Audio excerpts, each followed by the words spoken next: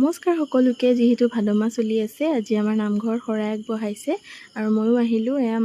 আমি ওলাইছোঁ যাবলৈ আৰু আমাৰ দুৰ্গা পূজাৰ কাম আৰম্ভ হৈছে আৰু তাৰপিছত আহি পালোঁ এইফালে নামঘৰ। আৰু আমি প্ৰথমতে আহিছোঁ, যিহেতু কাম বন কৰিব লাগিব, মাহঁতে কৰিব।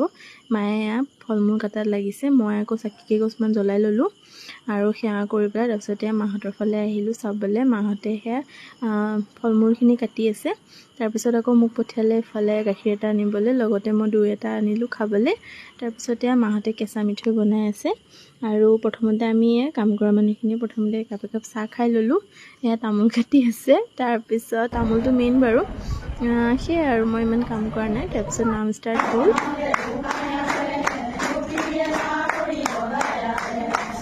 নামৰ মাজতে ইফালে আমাৰ আকৌ নাম শেষ হোৱাৰ পিছত চাহৰ যোগাৰ চলিছে। ইফালে চাহ মিঠাই, তাৰপিছত